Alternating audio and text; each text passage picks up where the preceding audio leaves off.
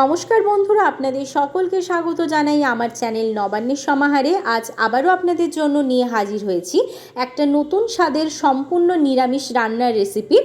আজকে আমি আপনাদের সাথে শেয়ার করব সজনে পাতার একটা দারুণ রেসিপি, যেটা সম্পূর্ণ নিরামিষভাবে আমি বানাচ্ছি। আর গরম গরম ভাতের সাথে যে রেসিপিটা খেতে কিন্তু দারুণ লাগবে।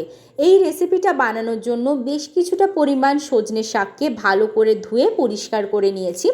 এবার এই সজনে শাকগুলোকে খুব সুন্দর করে আমি ডাঁটি থেকে আলাদা করে নিয়েছি। এবার একটা কাঁচির সাহায্যে আমি ছোট ছোট করে এগুলোকে কেটে নিচ্ছি।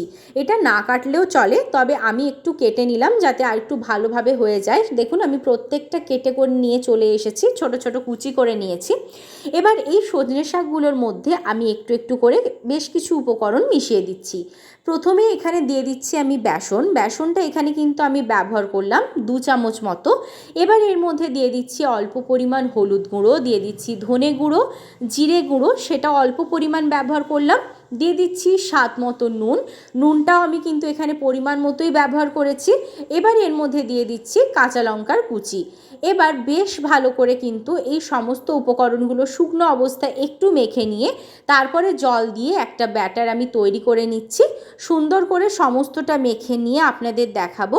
আর প্রথমে কিন্তু একসাথে অনেকটা জল দিয়ে দেবেন না, তাহলে একদমই পাতলা হয়ে যাবে।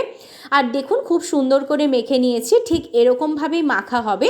এবার এখান থেকে অল্প অল্প নিয়ে এইভাবে কিন্তু আমি ছোট ছোট বলের আকারে করে নিচ্ছি।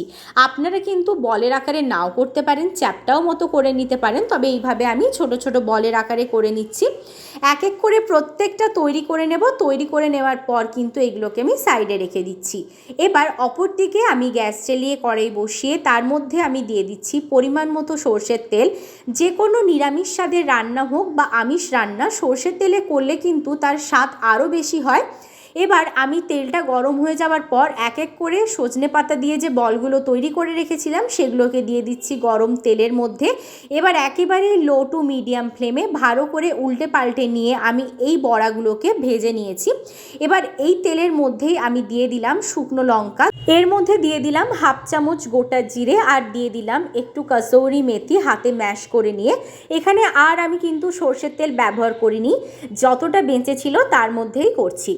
অল্প পরিমাণ হলুদ গুঁড়ো দিয়ে দেওয়ার পর এর মধ্যে দিয়ে দিলাম গ্রেট করা আদা আর কাঁচা লঙ্কা। এখানে হলুদ গুঁড়ো দিয়ে দিলে কিন্তু আদাটা যখন আপনারা দেবেন তেলের মধ্যে তখন কিন্তু কিছুতেই ছিটকে আসবে না, সেজন্য এখানে হলুদ গুঁড়োটা ব্যবহার করা। এবার এর মধ্যে দিয়ে দিচ্ছি আমি টমেটো কুচি এখানে অল্প পরিমাণ ব্যবহার করেছি। এবার বেশ ভালো করে এই মশলাটা আমি কষিয়ে নিচ্ছি।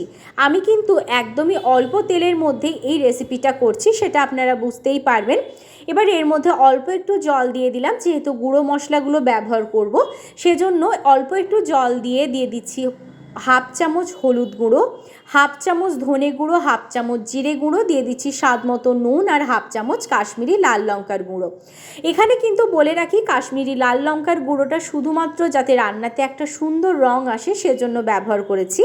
আপনারা চাইলে কিন্তু কাশ্মীরি লাল লঙ্কার গুঁড়োটা সম্পূর্ণভাবে অ্যাভয়েডও করতে পারেন। এবার অল্প একটু জল দিয়ে বেশ ভালো করে সময় নিয়ে এই মশলাটা আমি কষিয়ে নিচ্ছি, কারণ যত ভালোভাবে মশলাটা কষাবেন তত ভালো কিন্তু রান্নাতে স্বাদ আসে। এবার বেশ ভালো করে মশলাটা কষিয়ে নেবার পর আমি এর মধ্যে জল দিলাম। এখানে বেশি জল ব্যবহার করছি না, এখানে আমি হাফ বাটি জল ব্যবহার করেছি। দিয়ে ভালো করে সমস্ত কিছু আমি জলের সাথে মিশিয়ে নিয়ে সময় নিয়ে লো টু মিডিয়াম ফ্লেমে ফুটিয়ে নিয়েছি। খুব ভালোভাবে কিন্তু ফুটে উঠেছে। এবার এই অবস্থায় এর মধ্যে দিয়ে দিচ্ছি আমি গরম মশলার গুঁড়োটা দিয়ে দেবার পর আমি সজনে পাতার যে বড়াগুলো ভেজে রেখেছিলাম সেই বড়াগুলো এর মধ্যে দিয়ে দেবার পর এটাকে আমি কিন্তু 2 মিনিটের জন্য ফুটিয়ে নিচ্ছি। বেশিক্ষণ ফোটাবো না, মাত্র 2 মিনিট সময় নিয়ে মিডিয়াম ফ্লেমে এটাকে ফুটিয়ে নিলাম। খুব ভালোভাবে ফুটে উঠেছে, এটা কিন্তু একদম রেডি হয়ে গেছে। এবার আমি গ্যাসের ফ্লেমটা অফ করে দিচ্ছি। গরম গরম ভাতের সাথে খাওয়ার জন্য সজনে পাতার সম্পূর্ণ নিরামিষ স্বাদের একটা দুর্দান্ত রেসিপি তৈরি হয়ে গেছে।